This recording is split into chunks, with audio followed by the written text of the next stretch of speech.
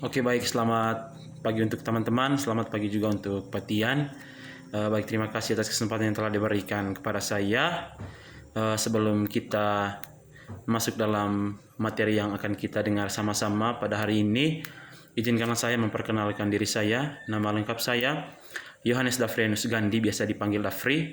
Saya anak semester 4, ruangan 2.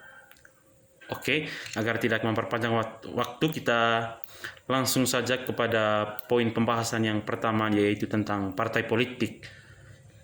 Yang pertama itu teman-teman, pengertian partai politik.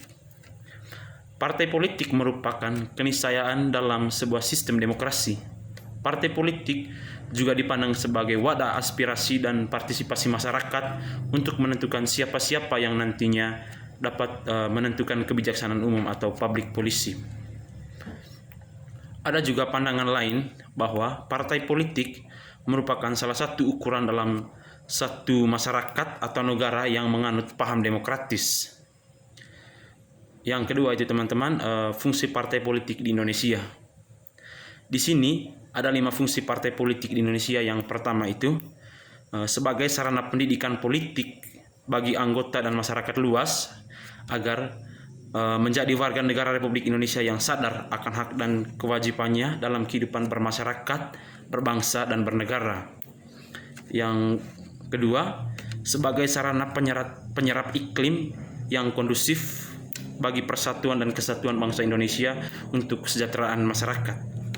Yang ketiga itu, sebagai sarana penyerap atau penghimpun dan penyalur aspirasi politik masyarakat dalam merumuskan dan menetapkan kebijaksanaan negara. Yang keempat, sebagai sarana partisipasi politik warga negara Indonesia. Oke, yang kelima, sebagai sarana rekrumen politik dalam proses pengisian jabatan politik melalui mekanisme demokrasi dengan memperhatikan kesetaraan dan keadilan gender. Oke, yang ketiga itu teman-teman, nama partai politik yang diakui di Indonesia beserta tahun berdirinya dan ketua partai politik di tahun 2021. Oke teman-teman, di sini ada yang saya dapatkan itu ada 14 partai politik. Oke, kita bahas sama-sama. Yang pertama itu Partai PKB atau Partai Kebangkitan Bangsa. Didirikan pada tanggal 23 Juli 1998 dan pada tahun 2021 teman-teman, Partai PKB ini masih dipegang oleh Muhammad Iskandar. Yang kedua itu teman-teman, Partai Gerindra. Partai Gerindra ini teman-teman didirikan pada tanggal 6 Februari 2008 dan pada tahun 2021 Ketua Partai Gerakan Indonesia Raya ini masih dipegang oleh Haji Prabowo Subianto. Yang ketiga yaitu Partai PDI. Partai PDI Perjuangan maksudnya teman-teman, atau Partai Demokrasi Indonesia Perjuangan. Pada tanggal 10 Januari 1973 partai ini didirikan. Dan Partai PDI ini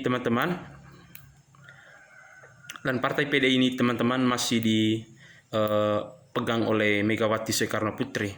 Yang keempat itu adalah Partai Golkar atau Partai Golongan Karya.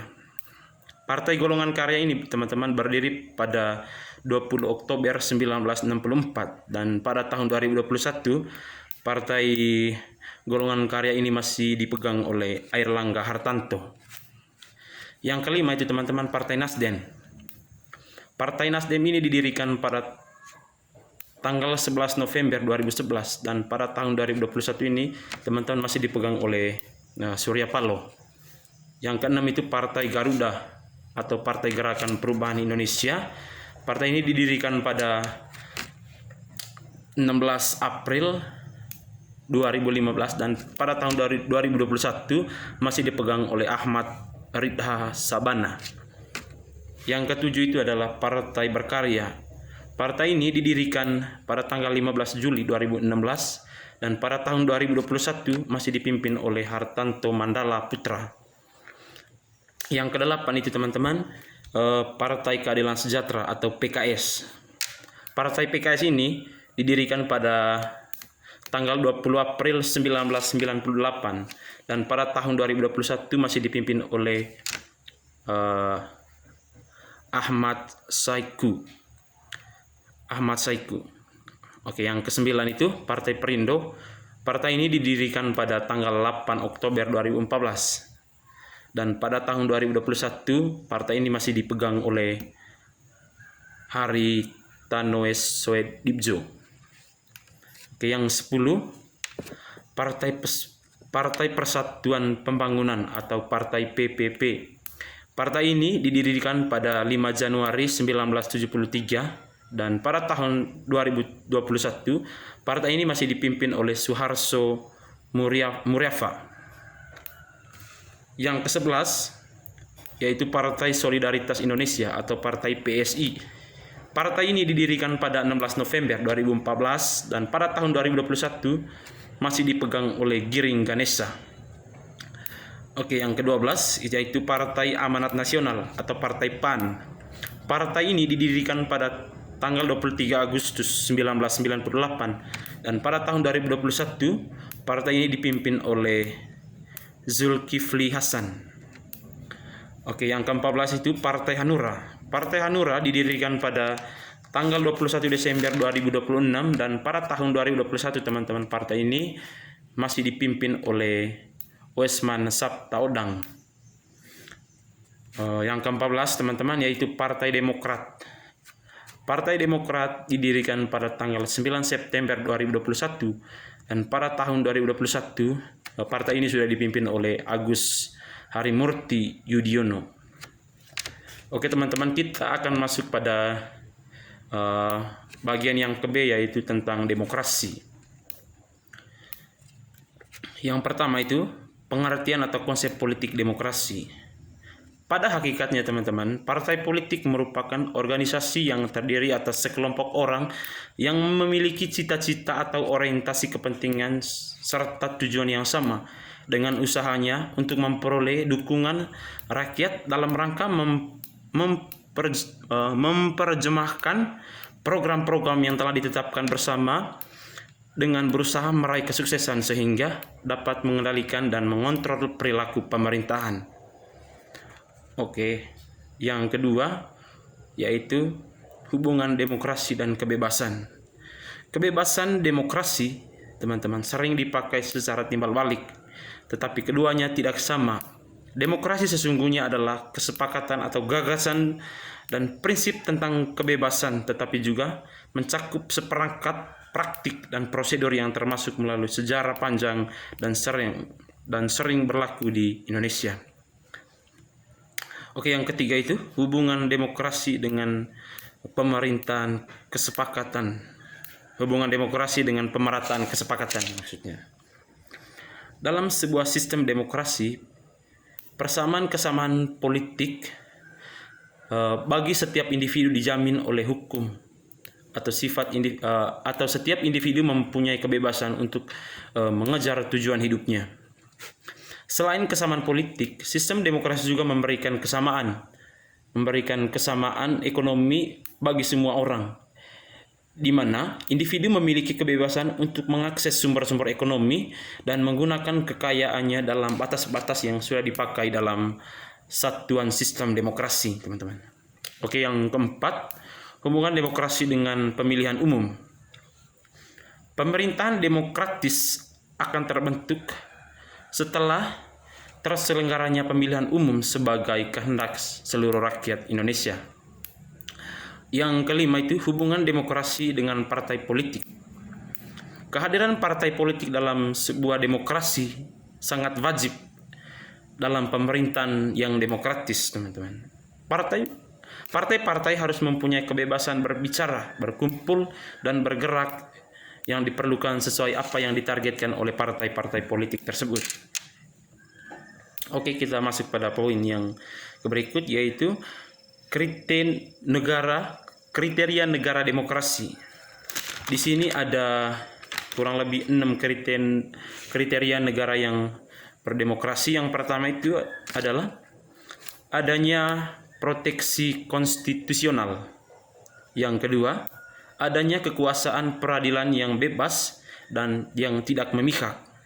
Yang ketiga, adanya pemilihan umum yang bebas. Yang keempat, adanya kebebasan untuk menyatakan pendapat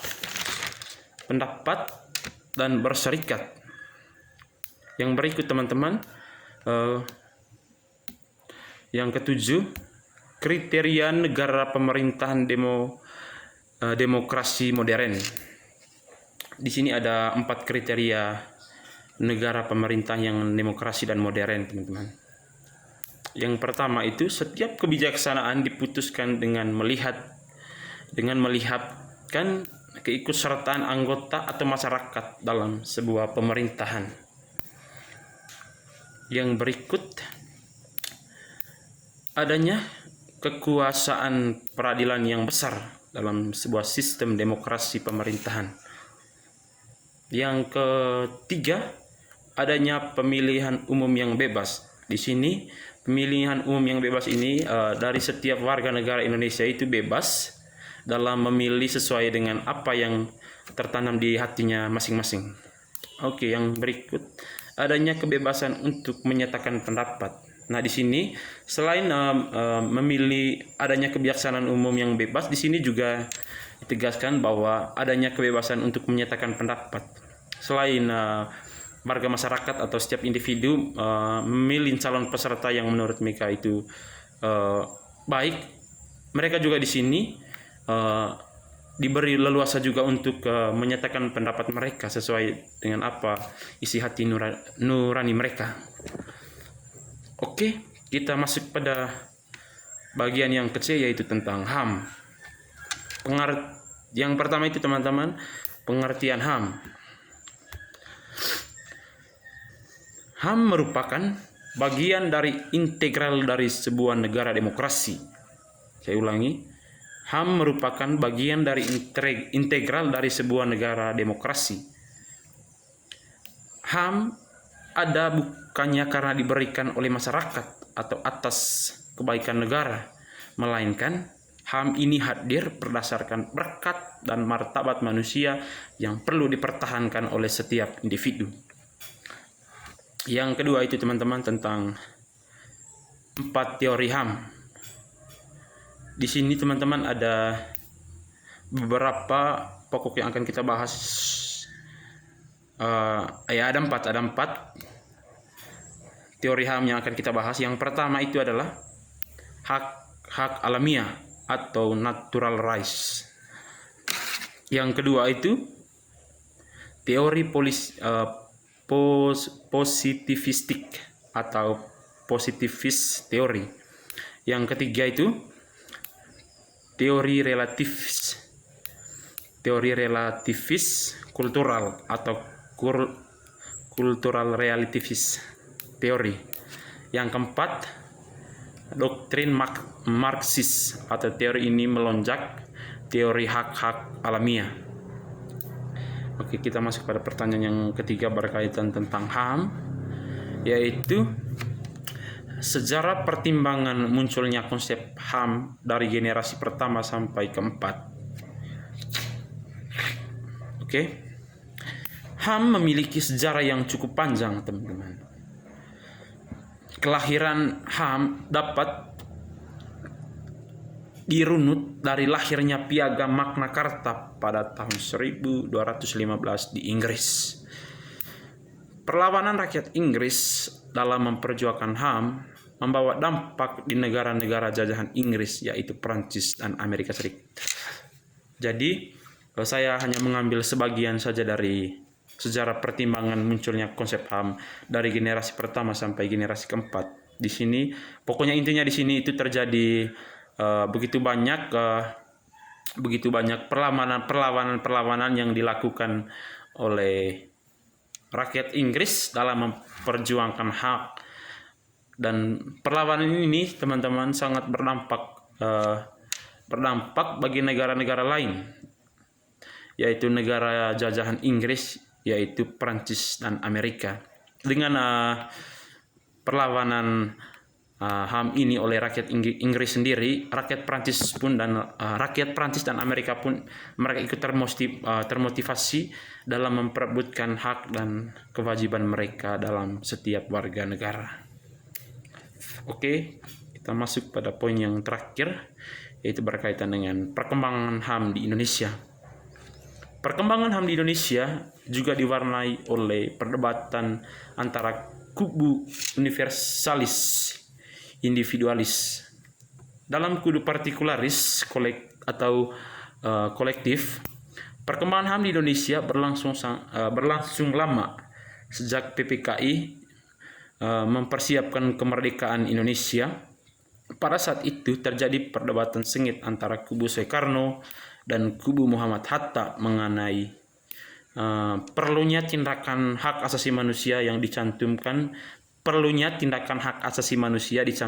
dalam Undang-Undang Dasar 1945, sehingga misalnya terjadi ada ketidakadilan berkaitan dengan hak asasi manusia, itu bisa dikategorikan melawan hukum negara. Oke, baik, mungkin itu saja tadi berkaitan dengan beberapa poin yang telah kita dengar sama-sama tadi. Yang pertama tadi itu berkaitan dengan partai politik, yang kedua tentang demokrasi, dan yang terakhir tadi kita bahas tentang HAM atau hak asasi manusia. Oke, mungkin begitu saja dari saya, Pak. Mohon maaf mungkin ada kata-kata atau kesalahan ucapan tadi. Mohon maaf dan dikembalikan kepada saya. Sekian dan terima kasih. Selamat pagi.